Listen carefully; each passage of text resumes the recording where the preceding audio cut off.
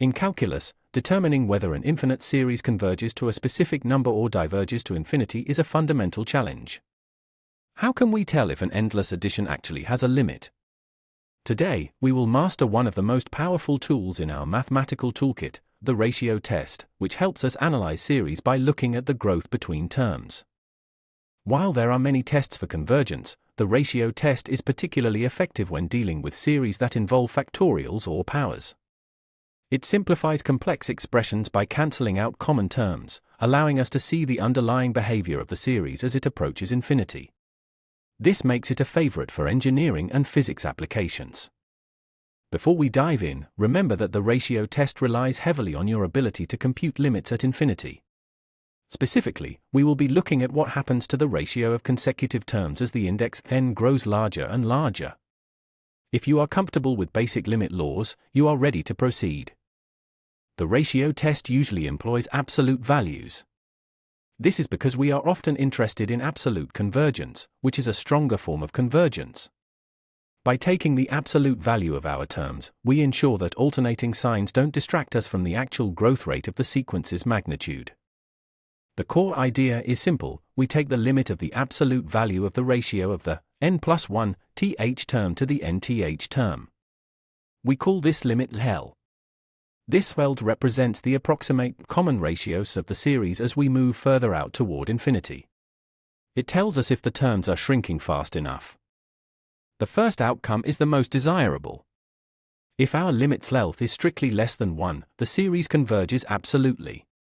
Intuitively, this means that in the long run, each term is smaller than the one before it by a consistent fraction, much like a geometric series with a ratio less than 1. Conversely, if L is greater than 1, or if the limit goes to infinity, the series diverges.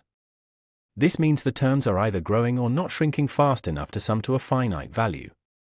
In this case, the individual terms do not approach zero fast enough to satisfy the requirements for convergence. The trickiest part is when L equals exactly 1. In this case, the ratio test fails to provide an answer. The series could converge or diverge, we simply don't know from this test alone. When this happens, you must switch to a different strategy, such as the integral test or the comparison test.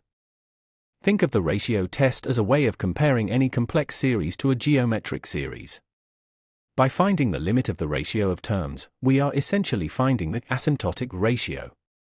If that ratio is less than 1, the series eventually mimics a convergent geometric progression, which we know sums to a finite number. Let's work through an example using factorials. Consider the series 2 to the power of n divided by n factorial. Factorials grow extremely fast, so we expect this to converge. First, we write out the expression for the n plus 1 th term and the nth term to prepare our ratio. When we divide the n plus 1 th term by the nth term, we multiply by the reciprocal. This leads to beautiful cancellations. 2 to the n plus 1 divided by 2 to the n leaves us with just a 2 in the numerator.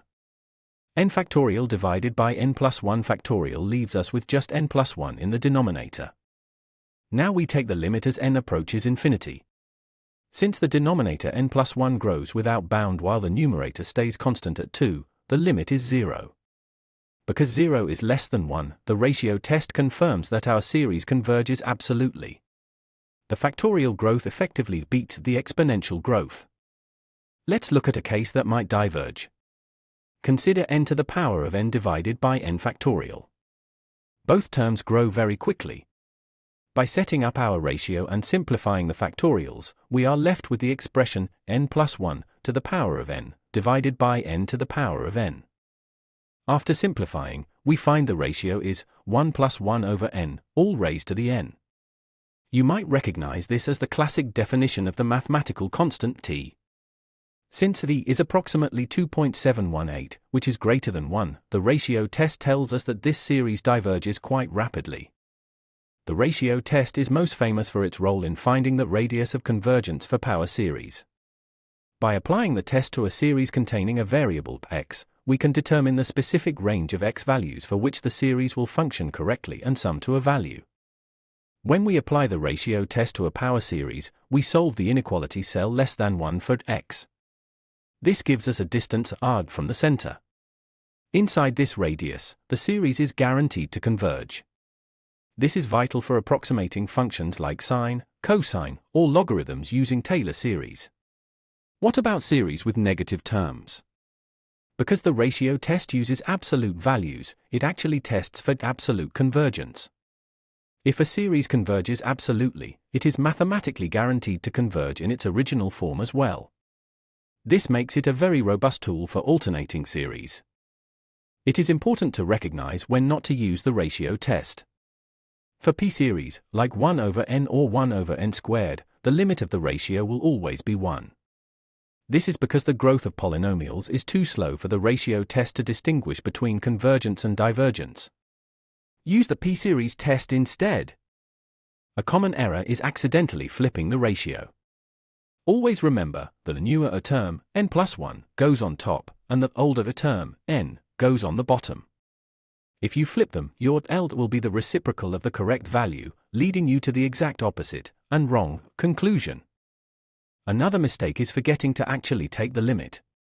The ratio test isn't just about the ratio of two specific terms, it's about the behavior of that ratio as we go further out into the series. Without the limit as n approaches infinity, the value you calculate isn't the L required for the test. Finally, never assume that L equals 1 means divergence.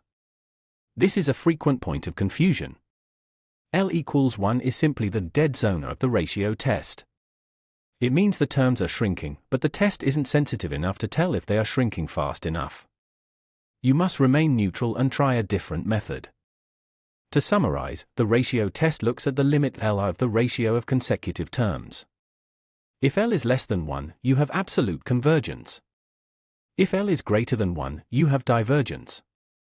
If L equals 1, the test provides no information and you must seek another path. Remember your best use cases.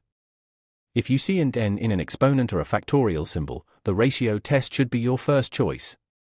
If you only see polynomials or roots, save yourself the time and use the comparison or p-series tests instead. Let's do a quick check. If you have the series 3 to the n divided by n squared, what does the ratio test tell you? Take a moment to visualize the ratio. The 3 to the n plus 1 over 3 to the n will leave a 3 in the numerator. What happens to the n squared terms as n goes to infinity? The limit of the ratio is 3. Since 3 is greater than 1, the series diverges. The exponential growth of 3 to the n easily overcomes the polynomial growth of n squared. Great job mastering the ratio test! You are now equipped to handle complex infinite series with confidence. Generated by Vision Solve AI.